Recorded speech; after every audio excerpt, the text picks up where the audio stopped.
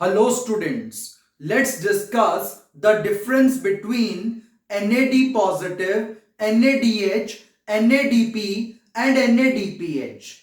Most of the times it is observed that majority of the students get entangled in this problem that they don't get the idea of these terms clearly. तो बहुत सी बार ये देखा है कि बच्चे इनको समझ नहीं पाते हैं। तो आखिर इन चारों चीजों में डिफरेंस क्या है? तो NAD, NADH, NADP, NADPH या NADPH2 या NADH2 इन सब में क्या डिफरेंस है? कहां पर क्या चीज यूज होगी? इनका स्ट्रक्चरल फॉर्मूला में क्या डिफरेंस है? इनके यूजेस में क्या डिफरेंस है? तो आज हम इसको डिटेल में डिस्कस करेंगे। तो आइए पहले इनके चारों के फुल फॉर्म्स, फॉर्मूला और स्ट्रक्चरल फॉर्मूला को थोड़ा डिटेल में डिस्कस करते हैं।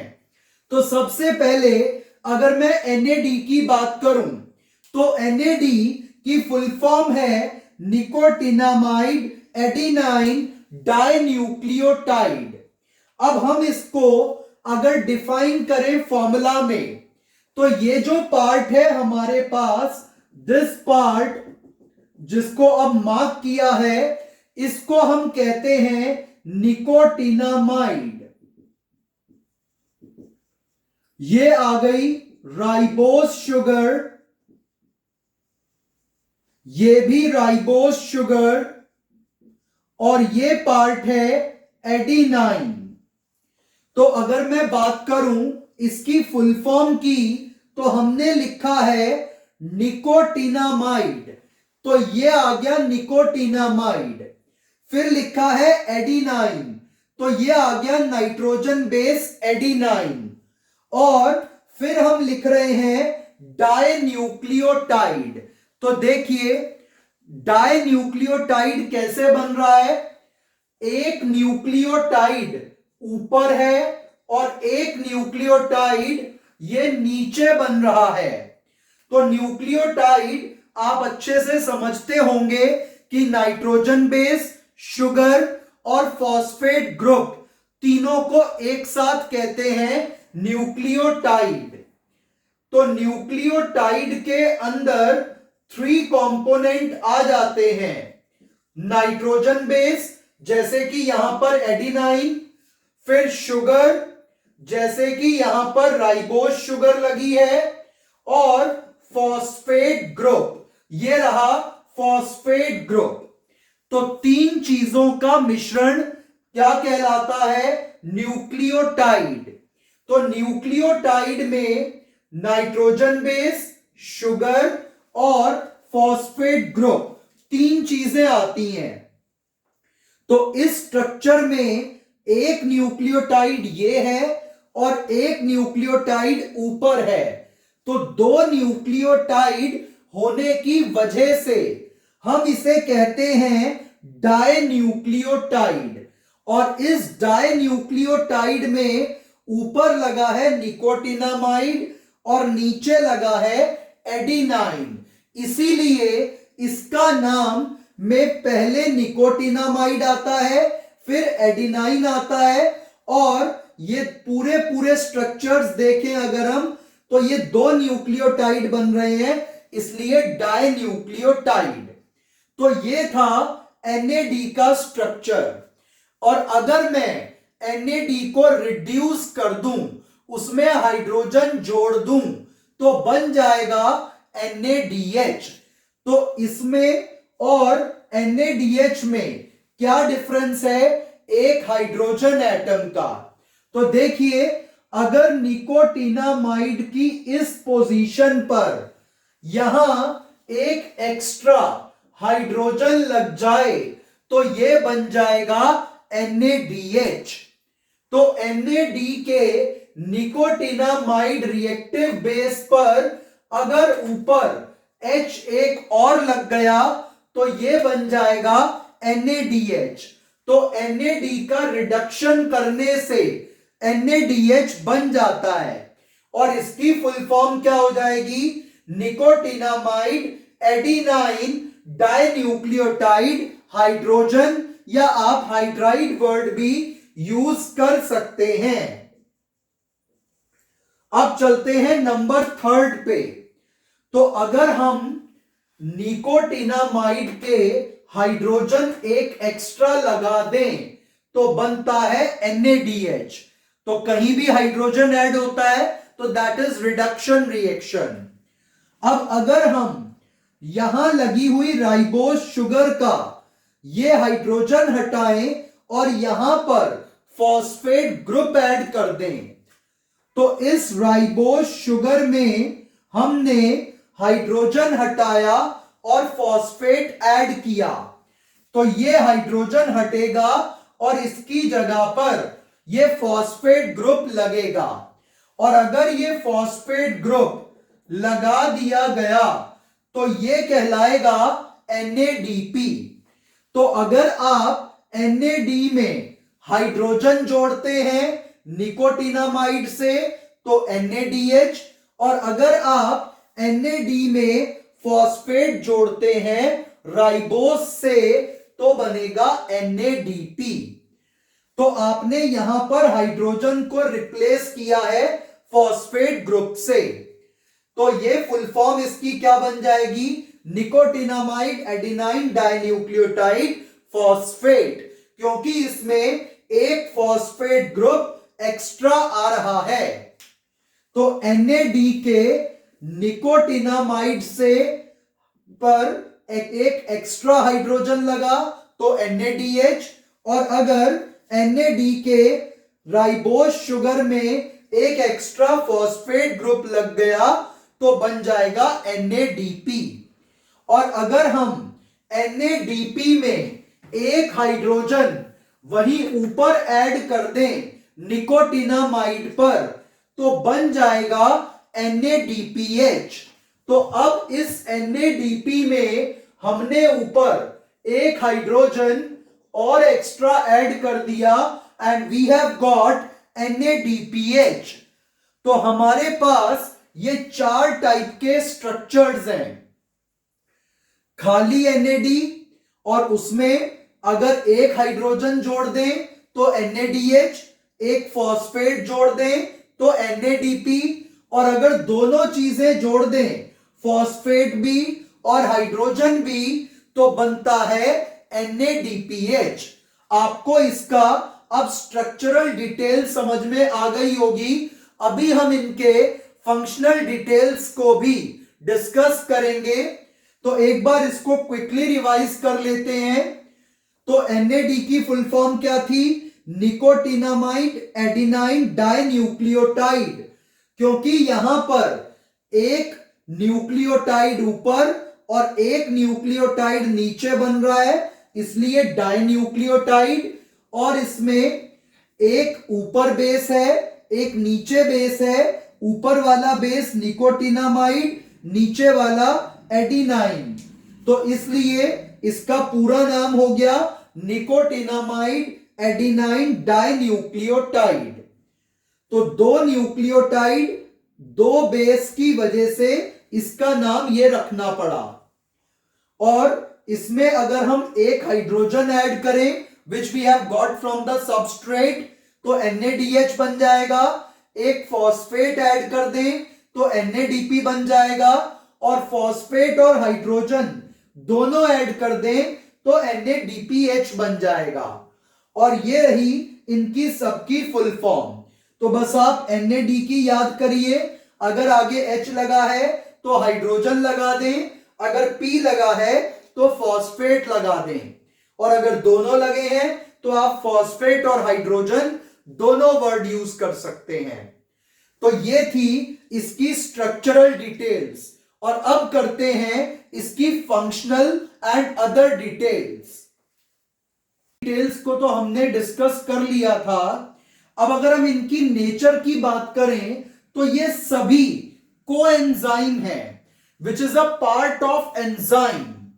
तो एंजाइम का एक पार्ट है जो कि कोएंजाइम कहलाता है, और ये सिर्फ NAD इसमें से ऑक्सीडाइजिंग एजेंट है, rest all are reducing agent. और ये दोनों काम आते हैं कैटाबॉलिक रिएक्शन में और ये दोनों एनाबॉलिक रिएक्शन में। Anabolic reaction means addition reaction और कैटाबॉलिक मींस ब्रेकिंग रिएक्शन।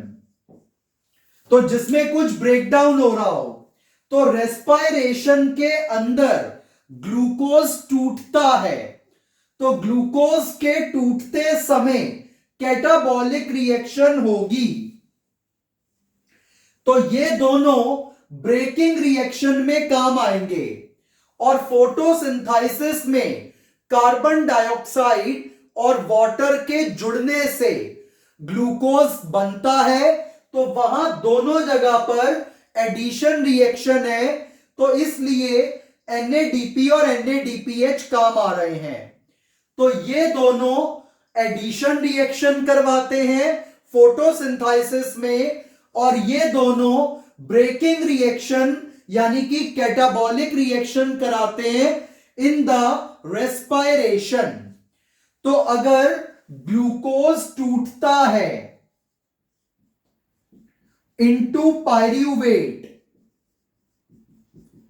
तो 6 कार्बन का ग्लूकोज 3 कार्बन के 2 पायरूवेट मॉलिक्यूल्स में टूटेगा with the cycle called glycolysis. तो ग्लाइकोलाइसिस में क्या होता है कि ग्लूकोज पायरूवेट में टूटता है और ये फर्स्ट स्टेप है रेस्पायरेशन का। तो अगर कहीं पर कुछ टूट रहा है तो वो है कैटाबॉलिक रिएक्शन। तो अगर हमारे सेल में ग्लूकोज टूटा तो ग्लूकोज के ब्रेक होने से बन जाएंगे पायरूवेट, और जब पायरूवेट बनता है तो वो साइकिल कहलाती है ग्लाइकोलाइसिस। और इस साइकिल के दौरान रिलीज होते हैं 2H पॉजिटिव जो जुड़ेंगे NAD से और बन जाएगा NADH प्लस H पॉजिटिव। तो ग्लाइकोलाइसिस और क्रेब्स साइकिल दोनों के समय पर जब सबस्ट्रेट चेंज हो रहे होते हैं, जब एक सबस्ट्रेट दूसरे में चेंज होता है, तो उस टाइम पर 2H पॉजिटिव निकलते हैं, जिसमें से एक H पॉजिटिव तो NAD से जुड़ जाएगा और NADH बना देगा, और जो दूसरा H पॉजिटिव है वो वहीं पर फ्रीली घूमता रहेगा। और जब वो वहीं पर है तो इसलिए कुछ बुक्स में इसको NaDH2 भी लिख देते हैं। तो अगर हम NAD को हाइड्रोजन दे दें, रिड्यूस कर दें, तो बन जाता है NaDH। तो फिर इसको NaDH2 या NaDH प्लस H पॉजिटिव क्यों लिखा जाता है? क्योंकि 2 हाइड्रोजन चले थे इसको रिड्यूस करने, एक ने रिड्यूस कर दिया और एक वहीं पर मैट्रिक्स में घूमता रहेगा, फ्रीली पड़ा रहेगा। तो जब इसको रिड्यूस करने के लिए 2 हाइड्रोजन चले थे, तो इसलिए हम इसको NaDH2 या NaDH प्लस H पॉजिटिव भी लिख देते हैं। तो ये तीनों ही चीजें करेक्ट मानी जाएंगी, ये भी सही है, ये भी और ये भी। तो कई बार बच्चे कंफ्यूज होते हैं कि NaDH, NaDH2 और NaDH प्लस H पॉजिटिव में क्या फर्क है। तो देखिएगा, 2 हाइड्रोजन चले थे NAD को रिड्यूस करने, जिसमें से एक हाइड्रोजन तो इससे जुड़ गया तो बना दिया NaDH, एक वहीं पर इसके लिए ही पड़ा रहा। तो इस वजह से इसको NaDH2 या NaDH प्लस H पॉजिटिव लिख देते हैं। तो इन तीनों फॉर्म्स का मतलब एक ही है, इन तीनों का मतलब एक ही निकलता है, इन तीनों का मीनिंग एक ही निकलता है, और वो मीनिंग है कि NAD रिड्यूस हो गया। तो अगर NAD रिड्यूस हो जाए तो वो एक्चुअल में तो NADH बनाता है, लेकिन उसको रिड्यूस करने दो हाइड्रोजन आए थे, इसलिए हम लिख देते हैं NADH2 या NADH प्लस H पॉजिटिव। और हमें इसे रिड्यूस करके क्या मिलेगा, ये हमारे किस काम आएगा? तो ये जो NADH है ये हमारे काम आता है इन रेस्पायरेशन, क्योंकि जब ये NADH ब्रेक होगा इन NAD positive plus H positive plus electron में, तो इसका इलेक्ट्रॉन काम आएगा ATP और हाइड्रोजन भी ATP जनरेट करने में। During the ETS electron transport system in mitochondria. तो क्या आपको यहां पर याद रखना है कि ग्लाइकोलाइसिस और क्रेब्स साइकिल के समय पर, तो मैं दोबारा रिपीट कर रहा हूं, ग्लाइकोलाइसिस और क्रेब्स साइकिल के समय पर NAD रिड्यूस होता है NADH में, और ये जो NADH है ये अपना हाइड्रोजन और इलेक्ट्रॉन देगा during ETS to generate ATP। तो ये एक्चुअल में ATP बनवाने के काम आता है ड्यूरिंग द रेस्पायरेशन। तो रेस्पायरेशन में ये फॉर्म ATP बनवाने के काम आती है, और NAD रिड्यूस होकर NADH बनाता है। तो अब आपको इन दोनों का फंक्शन समझ में आ गया होगा। तो एक बार फिर से रिपीट कर रहा हूं, ग्लाइकोलाइसिस या क्रेब्स साइकिल में NAD NADH की फॉर्म में रिड्यूस होगा, और वो NADH माइटोकॉन्ड्रिया में ब्रेक होकर H पॉजिटिव और इलेक्ट्रॉन देगा, जो ETS में जाएंगे और ATP बनाएंगे। तो ATP बनवाने के लिए हमें इनकी जरूरत पड़ती है ड्यूरिंग द रेस्पायरेशन। और जो NADP और NADPH है ये काम आते हैं इन फोटोसिंथेसिस। तो अगर हम NADP को रिड्यूस कर दें again by giving 2H positive, तो ये काम होता है ड्यूरिंग लाइट रिएक्शन। तो लाइट रिएक्शन में NADP को 2H पॉजिटिव से रिड्यूस करा जाएगा, और इसको भी हम ऐसे भी लिख सकते हैं, ऐसे भी लिख सकते हैं, और ऐसे भी।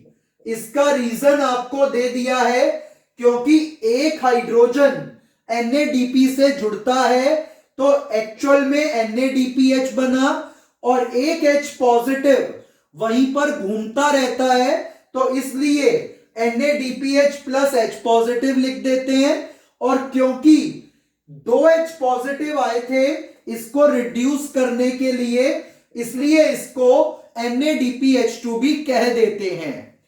तो ये तीनों ही फॉर्म करेक्ट हैं, और इनका भी मीनिंग एक ही है कि NADP रिड्यूस हो गया with the help of hydrogen. तो अगर NADP को हाइड्रोजन से जोड़ दें, रिडक्शन रिएक्शन कर दें, तो NADPH बन जाएगा, और ये बनता है लाइट रिएक्शन के दौरान। तो फोटोसिंथेसिस में दो रिएक्शंस होती हैं, लाइट और डार्क।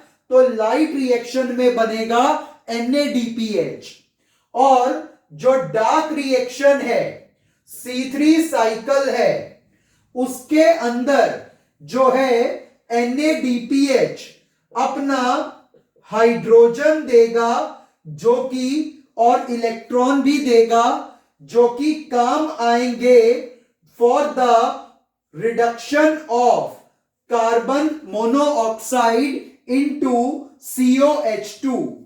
तो अगर कार्बन मोनोऑक्साइड को रिड्यूस करना है तो उसको रिड्यूस करने के लिए हमें जरूरत पड़ेगी NADPH की।